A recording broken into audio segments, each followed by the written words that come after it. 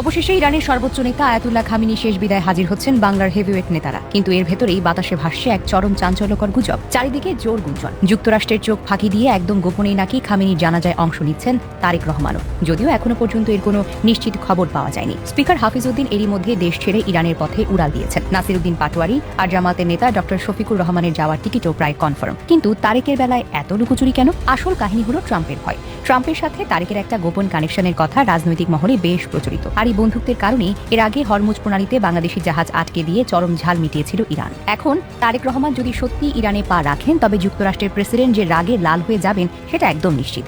আবার মুসলিম বিশ্বের একজন প্রথম সারির নেতা হিসেবে তিনি যদি এই জানাজায় না যান, তবে চরম সমালোচনার মুখে পড়তে হবে তাকে। একদিকে যুক্তরাষ্ট্রের ক্ষোভ আর অন্যদিকে মুসলিম বিশ্বের স্টেটমেন্ট। কিসের ভয়ে এত গোপনে ছক কষেছেন তিনি? শেষ পর্যন্ত কি সত্যি ট্রাম্পকে ধোঁকা দিয়ে খামিনির জানাজায় হাজির হবেন তারেক রহমান? খামিনির চিরবিদায়ের মূল ঘটনাটি ঘটেছিল গত 28শে ফেব্রুয়ারি তারিখে। সেদিন এক আচমকা হামলায় তিনি দুনিয়া থেকে চিরতরে বিদায় নেন। এই ভয়ঙ্কর ঘটনার পর জেদি ইরান এতটাই ক্ষেপে যান যে তারা চারিদিকে এক বিশাল ঝড়ের জন্ম দেয়। নিজের রাগ মেটাতে তারা হরমুজ প্রণালী পুরোপুরিভাবেই আটকে দেয়। এই প্রণালী আটকে দিয়ে তারা পশ্চিম বিশ্বকে রীতিমতো হাওয়া টাইট করে দিয়েছিল। তখন চারিদিকে এত ভয়ার থমথমে অবস্থা যে খামিনির মতো এত বড় মাপের নেতার জানাজা পর্যন্ত শান্তিতে পড়া সম্ভব হয়নি। এরপর দেখতে দেখতে চোখের পলকে টানা 5টি মাস পার হয়ে গেছে।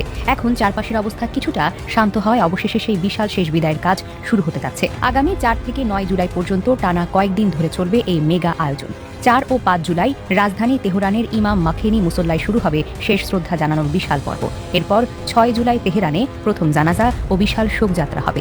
7 জুলাই পবিত্র কোম নগরীতে আরও একটি জানাজা শেষে 9 জুলাই নিজ শহরে মাশহাদের ইমাম রেজা মাজারে চূড়ান্ত দাফনের কাজ শেষ হবে। চারপাশের অবস্থা দেখে ধারণা করা হচ্ছে এই বিশাল আয়োজনে অন্তত 2 থেকে 3 কোটি মানুষের এক বিশাল ঢল নামবে। শুধু দেশের মানুষই নয়, বরং ভারত, পাকিস্তান, তুরস্ক আর সৌদি আরবের মতো বড় বড় দেশের বাঘা বাঘা নেতারাও এই আয়োজনে যোগ দিচ্ছেন।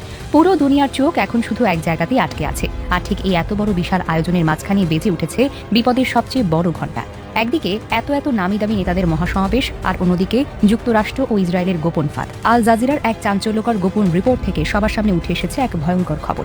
এই বিশাল জনসমুদ্রে আকাশ থেকে বড় ধরনের হামলা চালানোর এক গোপন প্রস্তুতি চলছে বলে জোর গুঞ্জন উঠেছে। ইসরায়েলি প্রধানমন্ত্রী বেনিয়ামিন নেতানিয়াহু নাকি ভেতরে ভেতরে এক ভয়ঙ্কর জাল বুনেছেন এই নেতাদের ফেলার জন্য। বাঘা বাঘা সব মুসলিম নেতারা যখন এক জায়গায় জড়ো হবেন, আর সেখানে যদি আকাশ থেকে কোনো আঘাত আসে, তবে মুহূর্তের মধ্যেই পুরো দুনিয়ার লঙ্কাকাণ্ড বেঁধে যাবে সেটা একদম নিশ্চিত। পৃথিবীর 54টি মুসলিম দেশ কি তখন একজোট হয়ে ইসরায়েলের উপর ঝাঁপিয়ে পড়বে, নাকি ভয়ে সবাই গুটিয়ে যাবে তা নিয়ে চারিদিকে রীতিমতো তোলপাড় চলছে। আর এই চরম বিপদের মুখে দাঁড়িয়ে বাংলার নেতারা এক ভয়ঙ্কর ঝুঁকির মধ্যে পড়েছেন। সবচেয়ে বড় নাটক চলছে তারেক সাহেবকে ঘিরে। ট্রাম্প প্রশাসনের সাথে তারেক রহমানের গলায় গলা মিলিয়ে সবার মুখে শোনা যায় এই মাখামাখি সম্পর্কের কারণে এর আগে ইরান চরম ক্ষুব্ধ হয়ে হরমুজ প্রণালীতে বাংলাদেশি জাহাজ আটকে দিয়ে রীতিমতো নাকানি চুবানি খাইয়েছিল। তখন পরিস্থিতি সামাল দিতে রীতিমতো ঘাম ছুটে গিয়েছিল সবার। এখন তারেক সরকার যদি সত্যি পশ্চিমা বিশ্বের চোখের আড়ালে এই জানাজায় হাজির হন, তবে প্রেসিডেন্ট ট্রাম্প যে আগে রেগে ফেটে পড়বেন তাতে কোনো সন্দেহ নেই। আবার স্পিকার হাফিজউদ্দিন বা শফিকুর রহমানের মতো নেতারা যখন প্রকাশ্যে বুক ফুলিয়ে যাচ্ছেন, তখন তারেক রহমান যদি পিছু হাঁটেন, তবে মুসলিম বিশ্বে তার সম্মান একেবারে তলানিতে গিয়ে ঠেকবে। কিসের ভয়ে তিনি এই লুকোচুরি খেলছেন তা নিয়ে চারিদিকে রীতিমতো কানাঘুষা চলছে। ট্রাম্পের রোষানলে পড়ার চরম আতঙ্কে নাকি ভেতরে ভেতরে অন্য কোনো গভীর রাজনৈতিক ছক কষছেন তিনি, সেটা বুঝতেই পারছে না। একদিকে প্রেসিডেন্ট ট্রাম্পকে খুশি করার প্রবল চাপ, আর অন্যদিকে মুসলিম বিশ্বের কাছে নিজেকে প্রমাণ করার কঠিন দায়ভার। সব মিলিয়ে এক গোলক ধাঁধায় আটকে পড়েছেন তারেক রহমান। সবাই এখন গভীর আগ্রহ নিয়ে অপেক্ষা করছে আসল ঘটনা জানার জন্য। একদিকে যদি তিনি সত্যি সত্যি সবার চোখ ফাঁকি দিয়ে সেখানে পৌঁছে যান, তবে রাজনীতিতে নতুন একটি ঝড় উঠবে। আর যদি তিনি শেষ মুহূর্তে পিছিয়ে আসেন, তবে তাকে নিয়ে চারিদিকে ব্যাপক হাসি ঠাট্টা শুরু হবে। তাই তারেক সাহেবের এই একটা সিদ্ধান্তের উপর অনেক কিছু নির্ভর করছে এখন, যা সবাই বুঝতে পারবে। তবে যার জানাজা নিয়ে এত তোলপাড়, সে আয়াতুল্লাহ আলী খামিনি ছিলেন একদম অন্যরকম মানুষ। এত বড় মাপের বিশ্বনেতা হওয়ার পরেও তার জীবনে কোনো রাজকীয় আরামায়েশ ছিল না। তার নিজের ব্যবহারের জন্য কোনো বিলাসবহুল গাড়ি ছিল না, এমনকি থাকার জন্য কোনো বিশাল প্রাসাদও ছিল না। একদম সাদামাটা সাদাশীতে একজন মানুষ তিনি জীবন পার করেছেন। নিজের পরনের কাপড় কয়েকবার সেলাই করে গায়ে জড়িয়েছেন, এমন ঘটনাও ঘটেছে বহুবার। কিন্তু এত সাধারণ জীবনযাপনের অধিকারী হলেও ফিলিস্তিনি ইস্যুতে তিনি ছিলেন একদম নাছোড়বান্দা। হামাসের পাশে তিনি এমনভাবে শক্ত ঢাল হয়ে দাঁড়িয়েছিলেন যে ইসরায়েলকে পদে পদে ঘুল খেতে হয়েছে তার কারণে। মুসলিম বিশ্বের একটা বড় ভরসার জায়গা হয়ে উঠেছিলেন তিনি খুব অল্প সময়ে। নিজের দেশের শক্তি বাড়িয়ে তিনি পশ্চিমা বিশ্বকে রীতিমতো ভিমরি খাইয়ে ছেড়েছিলেন বারবার। আর এই কারণেই তিনি তাদের সবচেয়ে বড় চোখের বালি হয়ে উঠেছেন। তাকে দুনিয়া থেকে চিরতরে সরিয়ে দেওয়ার জন্য দীর্ঘদিন ধরে এক গভীর চক্রান্ত চলছিল সব মহলে। পশ্চিমাদের এই ভয়ের সবচেয়ে বড় কারণ হলো ইরানের ভয়ঙ্কর সামরিক শক্তি।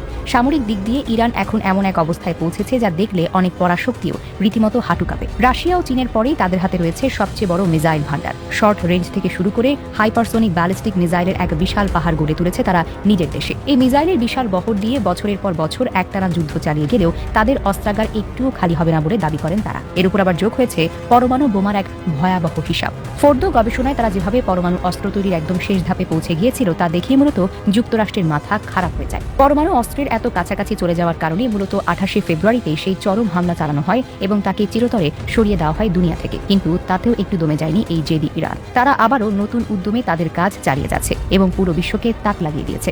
অন্যদিকে পুরো বিশ্বের আরেকটা চরম হতাশার চিত্র এখন সবার সামনে ফুটে উঠেছে খুব বাজেভাবে। সিরিয়া বা লেবাননে যখন আকাশ থেকে বৃষ্টির মতো বোমা ফেলা হচ্ছে, তখন বিশ্বের একটা বড় অংশ রীতিমতো গভীর ঘুমে আচ্ছন্ন হয়ে আছে।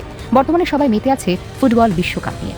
ব্রাজিল, আর্জেন্টিনা এগুলো নিয়ে গলাবাজি করতে করতেই তো সবার দিন পার হয়ে যাচ্ছে। কারণ পশ্চিমা বিশ্ব খুব সুকৌশলে এই খেলাধুলার ফাঁদ পেতে সবাইকে বোকা বানিয়ে রেখেছে দিনের পর দিন। তারা চায় না কেউ ওই সব ধ্বংসপ্রাপ্ত এলাকার দিকে একটু নজর দিক, আর এই সুযোগে তারা নিজেদের সব স্বার্থ হাসিল করে নিচ্ছে খুব সহজে। হাজার হাজার মানুষ যখন নিজেদের সেই সম্বলটুকু হারাচ্ছে, তখন টিভির পর্দায় চোখ আটকে রাখা এক চরম হাস্যকর বিষয় হলো খেলার খবর। এই চরম উদাসীনতা পুরো মুসলিম বিশ্বের জন্য এক বড় বিপদের সংকেত। তবে এত কিছুর পরও ইরান কিন্তু চুপ করে বসে থাকেনি। তাদের রেভলিউশনারি গার্ড বাহিনী রীতিমতো কড়া হুঙ্কার দিয়ে রেখেছে সবার উদ্দেশ্যে, যদি যুক্তরাষ্ট্র বা ইসরায়েল জানাজার বিশাল ভিড়ে কোনো ধরনের হামলার দুঃসাহস দেখায়, তবে তাদের একদম মাটির সাথে মিশিয়ে দেওয়া হবে বলেও সাফ জানিয়েছেন তারা। লক্ষ লক্ষ মিসাইল তাক করে রাখা হয়েছে শুধু একটি ইশারার অপেক্ষায়। যদি ভুল করেও কোনো আঘাত আসে, তবে ইসরায়েলকে এক নিমিষেই ধ্বংসস্তূপে পরিণত করবে তার কোনো ভাবনা ছাড়াই। আর এই চরম উত্তেজনার মধ্যেই বাংলা নেতারা এক ভয়ঙ্কর ঝুঁকির মুখে পা বাড়াচ্ছেন। একদিকে ট্রাম্প প্রশাসনের সাথে খাতির টিকিয়ে রাখার চাপ, অন্যদিকে মুসলিম বিশ্বের সেন্টিমেন্ট। শেষ পর্যন্ত এই লুকোচুরি খেলার জল ঠিক কতদূর পর্যন্ত গড়ায়, আর প্রেসিডেন্ট ট্রাম্প এই ঘটনার পর ঠিক কী পদক্ষেপ নেন, সেটাই এখন দেখার বিষয়।